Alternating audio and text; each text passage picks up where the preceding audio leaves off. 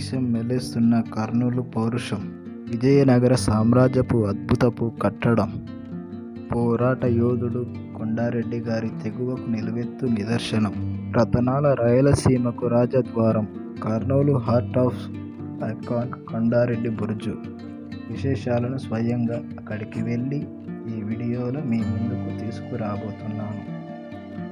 అది 12వ శతాబ్దం.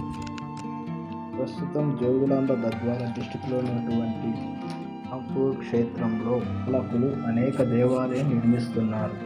అలంపూర్లో జరుగుతున్న దేవాలయ నిర్మాణానికి ఇటువైపు ఉన్న తుంగభద్ర నది తీర ప్రాంతాల నుండి ఎద్దుల బండి మీద రాళ్లను సప్లై చేసేవారు. తుంగభద్ర నది దగ్గరికి రాగానే అక్కడ కొద్దిసేపు ఎడ్ల బండిని ఆపి విశ్రాంతి తీసుకునేవారు. ఈ విశ్రాంతి తీసుకునే సమయంలో ఎద్దుల బండి చక్రాలు స్మూత్గా కదలడానికి వాటికి గ్రీస్ రాసేవారు. ఈ గ్రీస్ని వాళ్ళు కందెన అని పిలిచేవారు. కందెన అనేది కన్నడ పదం అని చెప్తున్నారు. కందెన అనే పేరు మీద ఈ ప్రాంతానికి కందెన ఊరు కాస్త రాను రాను కందెన ఊరుగా పిలువబడింది. చివరికి కందెన ఊరు కాస్త కర్నూలుగా మారింది. ప్రతాపరుద్రుని మరణం తరువాత కాకతీయ రాజ్యం అంతమైపోయింది. కాకతీయుల పతనం తరువాత 1325లో సింహాచలం, నెల్లూరు మధ్యలో ఉన్నటువంటి టీమాంధ్ర రెడ్డి రాజులు కొండవీటి రాజ్యాన్ని స్థాపించారు. రెడ్డి రాజ్య స్థాపకుడు ప్రోలయ వేమారెడ్డి. 1386 వచ్చేసరికి కొండవీటి రాజ్యం ప్రోలయ వేమారెడ్డి మనవడైనటువంటి కుమారగిరి రెడ్డి చేతిలోకి వచ్చేసింది. వేమారెడ్డి ఏం చేశాడంటే పరిపాలన సౌలభ్యం కోసం రాజమండ్రి చుట్టుప్రక్కల ప్రాంతాలను రాజమహేంద్రవరం అనే కొత్త రాజ్యంగా ఏర్పరిచి తన కుమారుడు తానవతనం రెడ్డిని రాజుగా చేశాడు. ఆల్రెడీ ఒక రాజ్యం ఉన్నాక మరో రాజ్యం ఎందుకు స్థాపించాడు అంటే దీని వెనుక ఒక రీజన్ ఉంది. కుమారగిరిరెడ్డి కొండవీటి సింహాసనాన్ని అధిష్ఠించే ముందు ఒక అంతర్యుద్ధమే జరిగింది. ప్రోలయ వేమారెడ్డి అన్న కొడుకు అయినటువంటి పెద్ద కోమటి వెంకటరెడ్డి పెద్దవాణ్ణి నేను ఉండగా నా తమ్ముని కుమారుడు నువ్వెలా రాజ్యాన్ని ఎక్కుతావని తిరగబడ్డారు. కొండవీటి రెడ్డి నాయకుడి మందు ఇటు కొంతమంది అటు సపోర్ట్ చేశారు. ఈ సమయంలో కుమారగిరి రెడ్డికి అతను బావమరిదినటువంటి కోటయ్య వేమారెడ్డి ఫుల్ సపోర్ట్ చేశాడు. దాంతో కుమారగిరి రెడ్డి బలం కాస్త పెరిగింది. ఇంకేముంది, కుమారగిరి రెడ్డి కొండవీటికి రాజయ్యాడు. ఎప్పటికైనా రాజ్యానికి ఈ పెద్ద కోమటి రెడ్డితో ప్రమాదమే అని తెలివిగా కుమారగిరి రెడ్డి తన కొడుకుతో ఒక కొత్త రాజ్యాన్ని స్థాపించాడు. కానీ దురదృష్టవశాత్తు అదే సంవత్సరాల్లో అంటే 1395లోనే కుమారగిరి రెడ్డి కుమారుడు అవతార్ రెడ్డిని అకాల మరణం పొందాడు. కాటయ్య వేమారెడ్డి రాజమహేంద్రవరానికి పాలకుడు అయ్యాడు. మరోవైపు ఇక్కడ అనుకున్నదే అయ్యింది. 1402లో పెద్ద కోమటి వేమారెడ్డి పక్క ప్లానింగ్తో కొండవీటిపై అటాక్ చేశాడు. దాంతో కోమటిగిరి రెడ్డి రాజమహేంద్రవరానికి పారిపోయాడు. అలా కొండవీడుకు రాజు అయ్యాడు. అలానే కొద్ది రోజులకు కుమారగిరి రెడ్డి మంచం పట్టి మరణించాడు. ఇక నెక్స్ట్ అనేక సంవత్సరాలు కోల్డ్ వార్ జరిగింది. ఆ రోజుల్లోనే కోల్డ్ వార్ జరిగింది అంటే రెండు దేశాలు డైరెక్ట్గా యుద్ధం చేయవు. బలమైన రాజ్యాలు వెనుక ఉండి వాటి యుద్ధం చేస్తాయి. ఆ రోజుల్లో బలమైన రాజ్యాలు ఏంటి? ఇటువైపు విజయనగర సామ్రాజ్యం, అటువైపు బహుమని సామ్రాజ్యం. విజయనగర సామ్రాజ్యం రాజమహేంద్రవరం సపోర్ట్ చేసింది, బహుమని సామ్రాజ్యం కొండవీడుకు సపోర్ట్ చేసింది. ఇలా అనేక సంవత్సరాలు ప్రాక్సీ వార్ జరిగింది. సరిగ్గా ఇదే సమయంలో 1422 విజయనగర సామ్రాజ్యానికి ప్రౌఢదేవరాయలు రాజు అయ్యాడు. దాన్నే రెండవ దేవరాయలు అని కూడా పిలుస్తారు. రెండవ దేవరాయలు చాలా శక్తివంతమైన రాజు.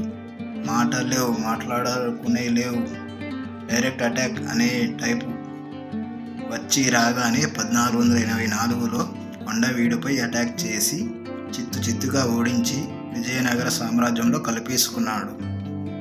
పనిలో పనిగా రాజమహేంద్రవరాన్ని కూడా తన సామంత రాజ్యంగా చేసుకున్నాడు.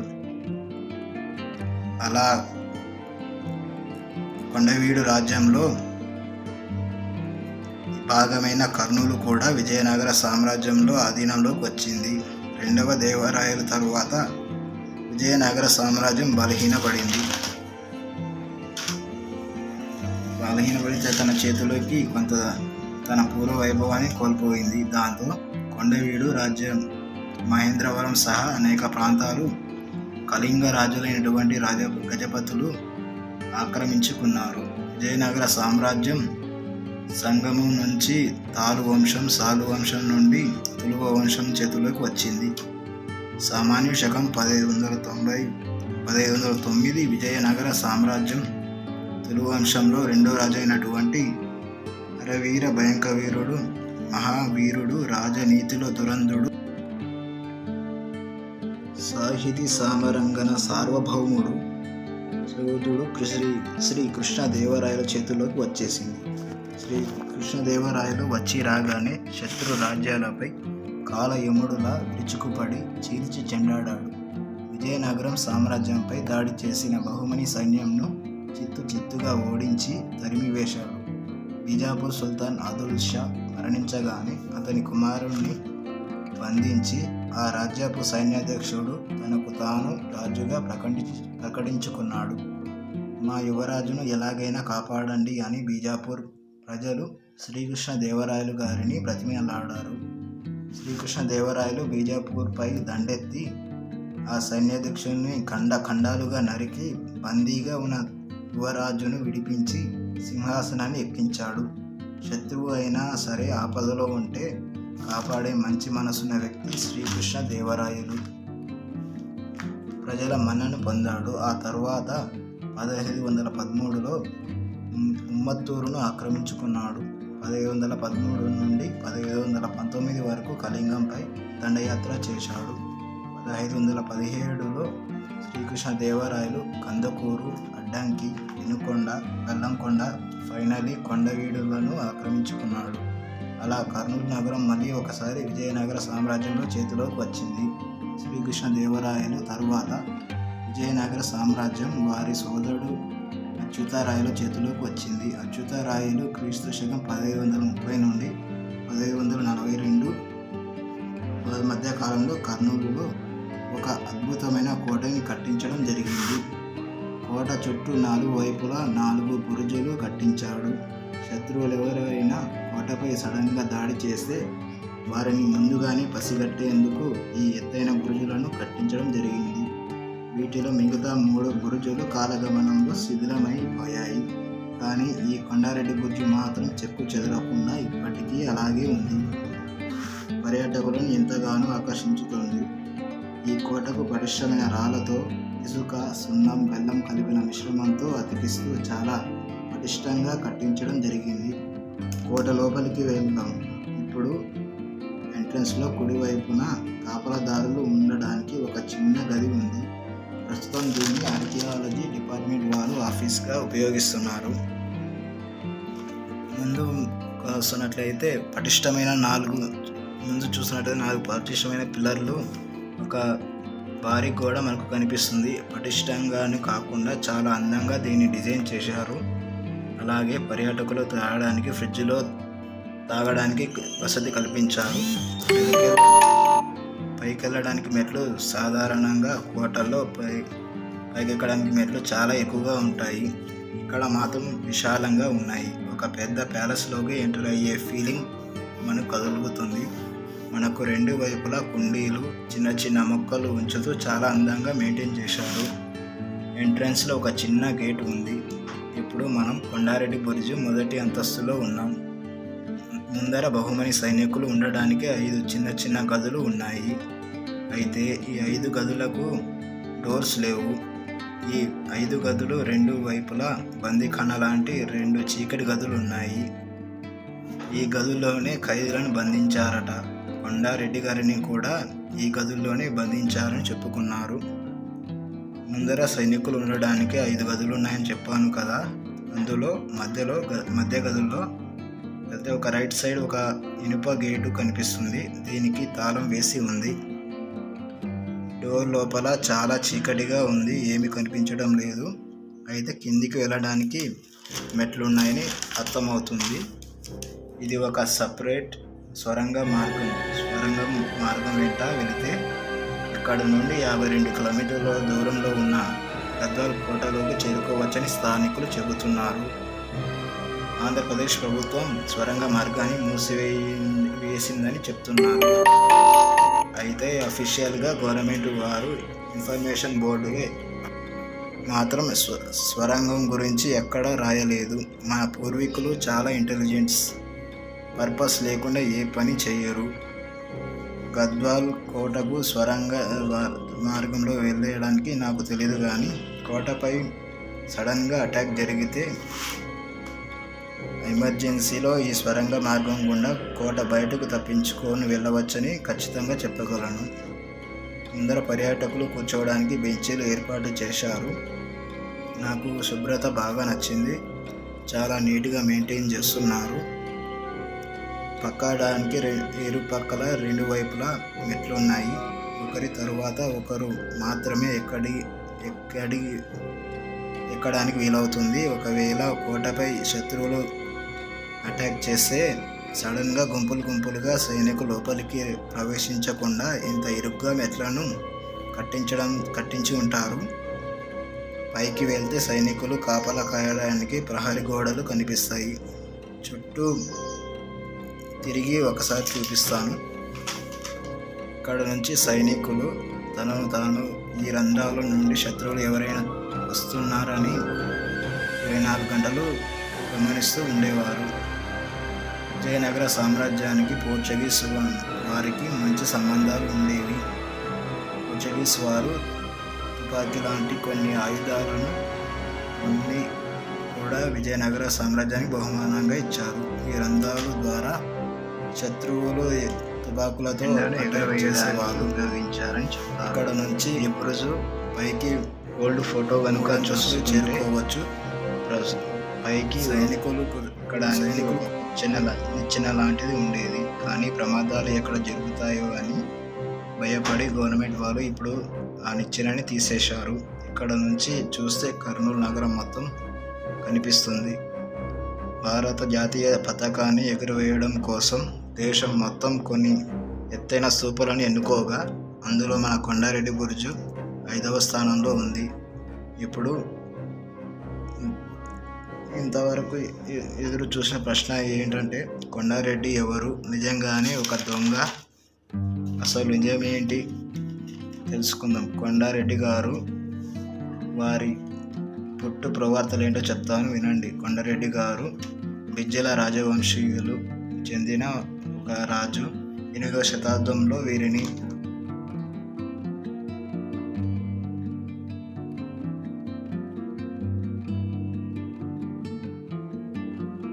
వంశస్థులని పిలిచేవారు. ఈ రాజు కుటుంబంలో బిజ్జల దేవుడు అనే ఒక రాజు చాలా ఫేమస్.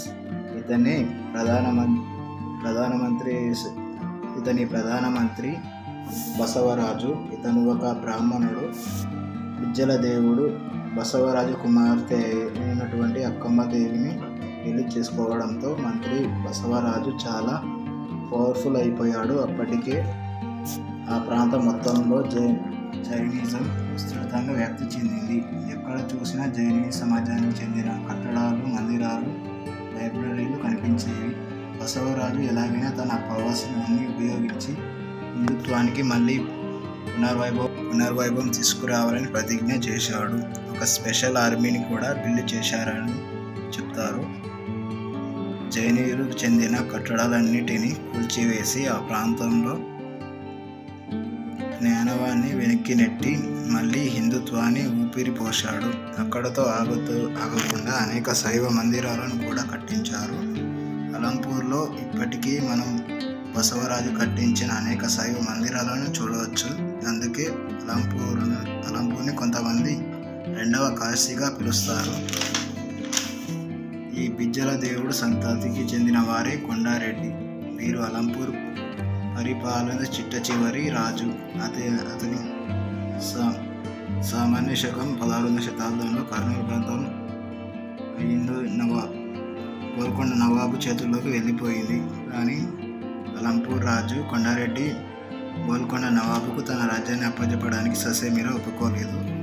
రాజ్యం మీద దండయాత్రకు వచ్చిన కర్నూలు నవాబును కొండారెడ్డి చిత్తుగా ఓడించి వెనక్కి తరిమి వేశాడు. దాంతో కర్నూలు నవాబు గోల్కొండ నవాబుకు కొండారెడ్డి గురించి కంప్లైంట్ చేశాడు. వెంటనే గోల్కొండ నవాబు భారీ సైన్యాన్ని పంపించి అలంపూర్ను స్వాధీనం పరుచుకున్నాడు. కొండారెడ్డి గారిని బంధించి ఈ కర్నూలు కోటలో బందీగా ఉంచారు.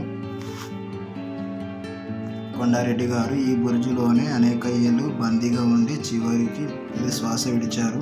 1950 వరకు ఈ బురుజుకి ఎటువంటి పేరు లేదు. తరువాత కొండారెడ్డి బురుజు అనే పేరును విధించడం జరిగింది. దీన్ని బట్టి మనకు స్వాతంత్రం వచ్చిన తరువాత కర్నూలు కొండారెడ్డి గారి జ్ఞాపకార్థం కర్నూలు ప్రజలు కొండారెడ్డి జ్ఞాపకార్థం ఈ బురుజుకు కొండారెడ్డి బురుజు అని పేరు పెట్టారని చెప్తున్నారు. బాధాకరమైన విషయం ఏంటంటే చరిత్ర సరిగ్గా తెలుసుకోకుండా కొన్ని మీడియా ఛానళ్ళు యూట్యూబ్ కొండారెడ్డి గారిని ఒక దొంగగా భావించి భావితరానికి పరిచయం చేస్తున్నారు. మన దృష్టిలో భగత్ సింగ్ గారు ఒక విప్లవకారుడు, కానీ బ్రిటిష్ వారి దృష్టిలో భగత్ సింగ్ గారు ఒక దొంగ. సేమ్ ఇలానే గోల్కొండ నవాబు దృష్టిలో కొండారెడ్డి కూడా ఒక దొంగ. అలాగని మనం కూడా వారిని దొంగ అని పిలిస్తే మన చదువు సంధ్య మన వైజ్ఞానిక అర్థం ఉండదు. ఆలోచించండి. కొండారెడ్డి బురుజు వెనుక భాగాన్ని వెళితే ఇలా కనిపిస్తుంది.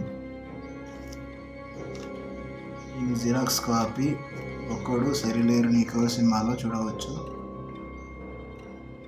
ఇక్కడ కనిపిస్తున్న సింహం గుర్తు విజయనగర సామ్రాజ్య రాజులు కట్టించడనడానికి నిదర్శనం. బురుజు వెనక తెలుగు తల్లి విగ్రహం చాలా సుందరంగా కనిపిస్తుంది. ఇవి కొండారెడ్డి బురుజు యొక్క విశేషాలు. ఈ వీడియో కనుక నచ్చితే లైక్ చేయండి, షేర్ చేయండి, కామెంట్ చేయండి. సబ్స్క్రైబ్ చేయడం మాత్రం మర్చిపోకండి.